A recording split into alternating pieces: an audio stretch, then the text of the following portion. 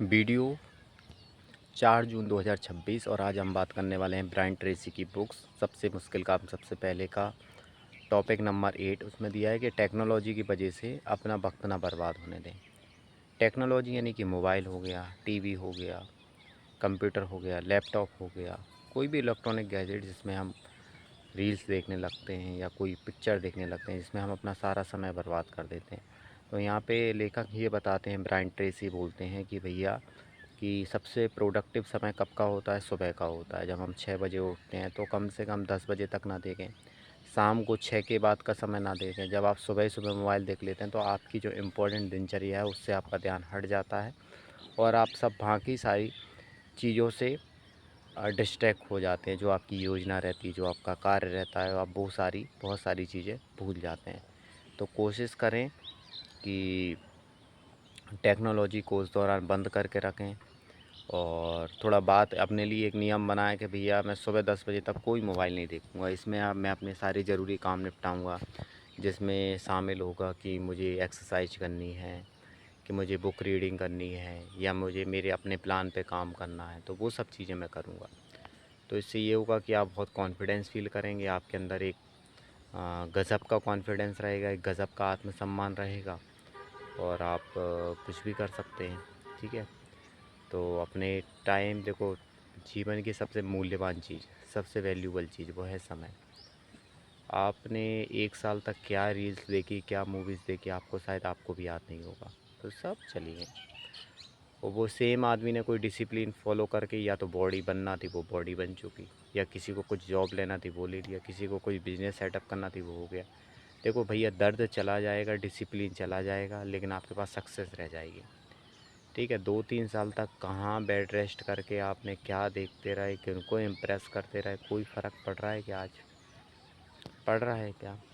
तो ऐसे ही संसार में किसी को कुछ फ़र्क नहीं पड़ता। तो संसार झोंका तो चलता रहता है, बस अपनी चीज़ें चलती रहना चाहिए, अपना डिसिप्लिन चलता रहना चाहिए। ठीक है, जो आपको आनंद दे, शांति दे, वो सब चीज़ें प्लान के हिस्सा होना चाहिए। ठीक है, देखो इंटरटेनमेंट कभी नहीं ख़त्म होने वाला। 10 साल पहले भी था, कोई अलग मोड था, आज भी है, 20 साल बाद भी होगा, अलग मोड पे होगा। बस ये है कि मूल्यहीन चीज़ों के लिए अपना मूल्यवान चीज़ों को बर्बाद ना करें। मतलब जो ज़रूरी चीज़ें हैं उनको अपन को पहले करना है लाइफ की प्रायोरिटी में। मूल्यवान चीज़ें ध्यान रखें, मूल्यवान चीज़ें जो 10 साल बाद आपके जीवन में वैल्यू ऐड करने वाली हैं, उनको तो अपन को पहली प्रायोरिटी में करना ही है। No matter what, X Y Z से कोई लेना देना नहीं है भैया।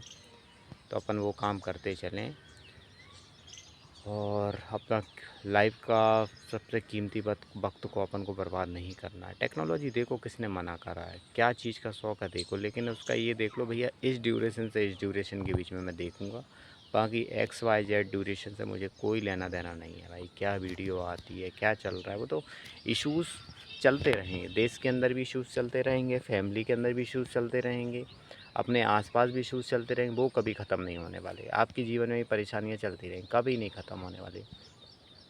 लेकिन बुनियादी चीज़ों को हल किया जा सकता है खुद को मैनेज करके। किसको कंट्रोल कर सकते हो आप लाइफ में? मेरे हिसाब से आप खुद ही हो, जो खुद को अपन मैनेज कर सकते हैं, खुद को बैलेंस कर सकते हैं, तो कर सकते हैं अपन।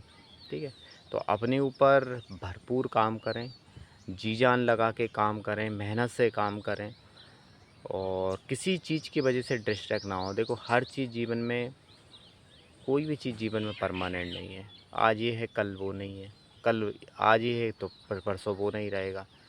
तो वो सब चीज़ें लाइफ में चलती रहेंगी। ज़रूरी ये है कि हमारे लिए क्या महत्व रखता है वो हम ज़रूरी कर लें।